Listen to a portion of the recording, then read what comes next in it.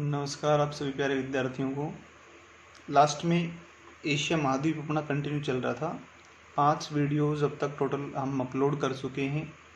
अंतिम जो 3 वीडियो थी वो इस क्वालिटी की बनी थी, तो लोगों के काफ़ी अच्छे कमेंट आए और अच्छा पसंद करा वीडियो को। प्यारे विद्यार्थियों, मुझे जहाँ तक अंदाज़ा है जी बहुत अच्छी क्वालिटी के साथ हम वीडियोज़ को अपलोड कर रहे हैं। आप इसका ज़्यादा से ज़्यादा फ़ायदा उठाएं, अच्छे तरीके से चीज़ों को पढ़ें समझें, और कोई भी डाउट्स हैं तो कमेंट बॉक्स में कमेंट करके पूछ लें। झीलें हमने पढ़ ली थी, कैस्पियन सागर पढ़ ली थी, वाम झील पढ़ ली थी, मृत सागर झील पढ़ ली थी, उर्मिया झील पढ़ ली थी, पेंगोंग झील के बारे में देख लिया था, टोबा झील के बारे में हमने देख लिया था, क्रेटर का उदाहरण, क्रेटर वगैरह मैंने आपको समझा भी दिया था, क्रेटर क्या होता है, कार्डिया क्या होता है, ये सारा का सारा। इसके अलावा आज आगे जो कंटिन्यू हम इसको करेंगे उसमें हम पढ़ते हैं एक और झील के बारे में। और यहाँ पर एक झील है, इसका नाम है तानले सोप। तानले सोप तानले सोप जो झील पड़ती है ये पड़ती है कंबोडिया, कंबोडिया देश में। कंबोडिया जिसे पूर्व में श्याम देश के नाम से जानते थे, ठीक है ना। तो तानले सोप जो झील है ये कंबोडिया में है। और ध्यान रखेंगे कि वैश्विक स्तर पर बहुत बड़ा प्रसिद्ध मंदिर है कंबोडिया में, जिसका नाम है अंकोर वाट मंदिर। तो आप ये भी ध्यान रखें कि अंकोर वाट जो मंदिर है वो अंकोर वाट मंदिर कंबोडिया देश में है, और कंबोडिया देश में ही प्रसिद्ध झील कौन सी है, तानले सोप। इसके बाद अगली झील पर चलते हैं, और अगली जो झील है इसका नाम है बैकाल। बैकाल भाई, बैकाल पड़ती है साइबेरिया। देखो, रूस का जो विस्तार है वो एशिया में भी है और रूस का विस्तार यूरोप में भी है। रूस देश का एशियाई विस्तार ही कहलाएगा साइबेरिया, और साइबेरिया में पड़ती है झील कौन सी, बैकाल, जो विश्व की सबसे गहरी झील है। विश्व की सबसे गहरी झील है, विश्व की सबसे गहरी झील है। वह विश्व की सबसे स्वच्छ जल की झील है। सबसे गहरी झील भी है और सबसे स्वच्छ जल की भी कौन सी है, तो कौन सी आएगी, बैकाल झील है, जो कहाँ पड़ेगी, साइबेरिया में। ये कुल मिलाकर के कुछ महत्वपूर्ण झीलों की बातें थी। प्यारे विद्यार्थियों, इस सीरीज़ को कंटिन्यू करते हैं एशिया महाद्वीप को, और आगे पढ़ते हैं हम एशिया के बारे में। और एशिया में आगे पढ़ लेते हैं प्रमुख पठार कौन कौन से हैं। तो आगे एक टॉपिक है अपना एशिया के पठार।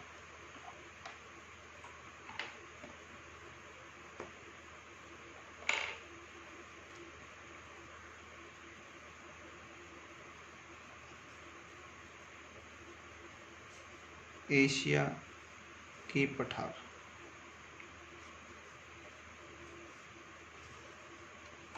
डायग्राम देखो सबसे पहले तो आप।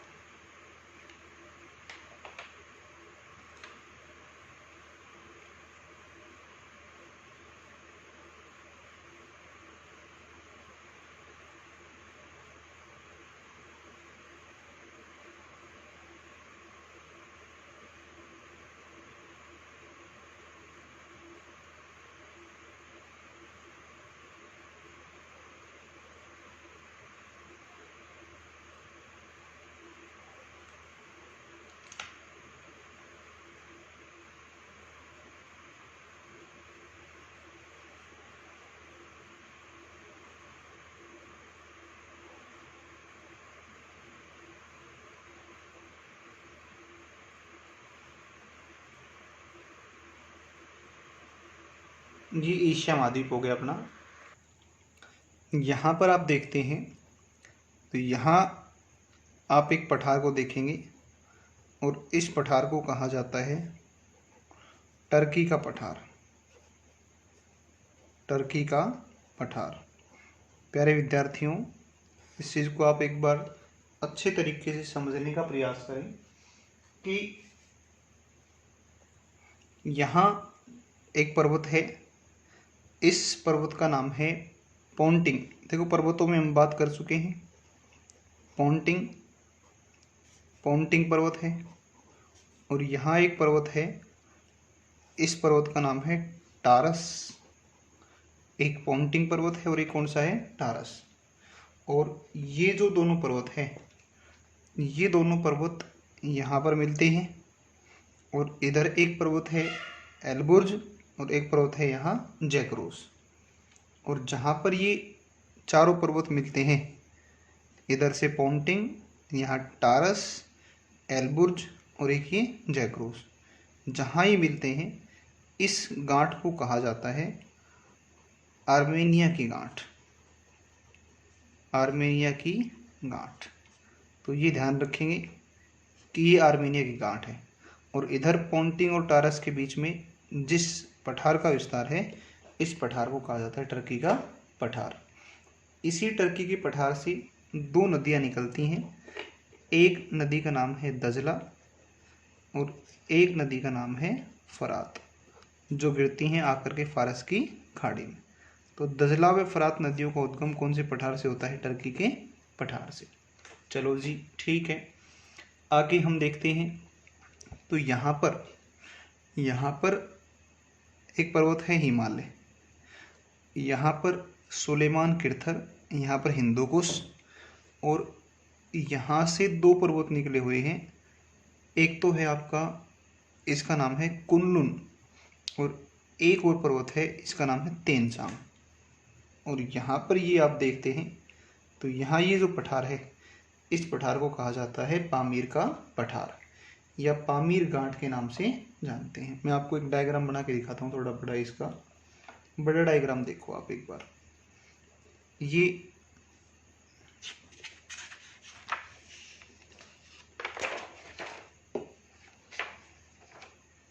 यहाँ पर ये है,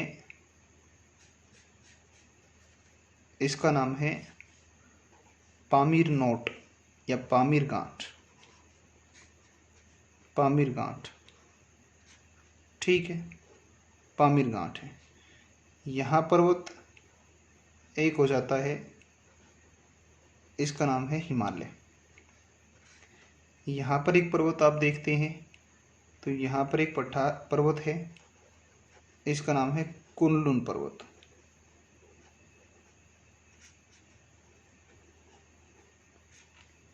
यहाँ पर एक पर्वत है, इसका नाम है तेनचांग।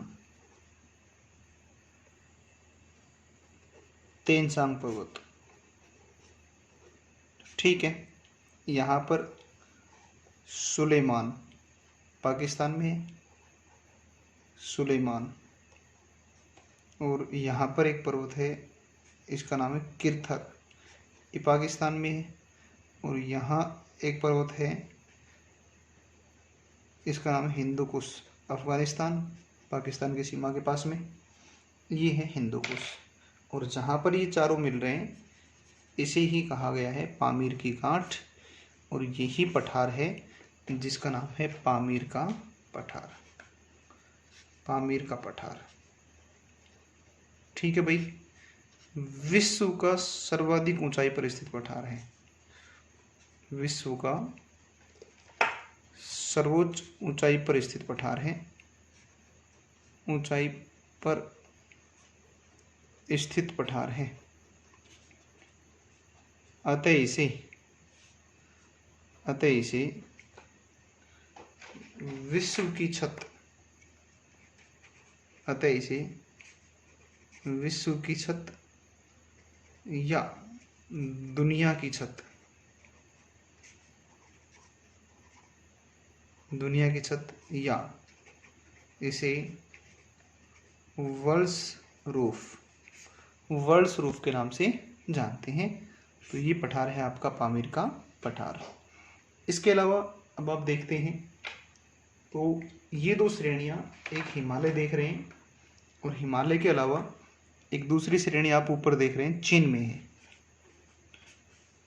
और यहाँ पर एक पठार है, इस पठार को कहा जाता है तिब्बत का पठार।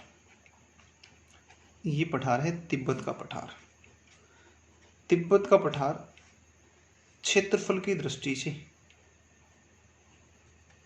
क्षेत्रफल की दृष्टि से विश्व का सबसे बड़ा पठार है। विश्व का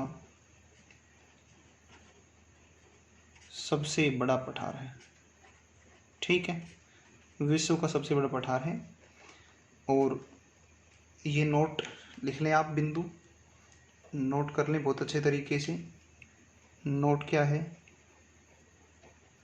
कि छोटा तिब्बत,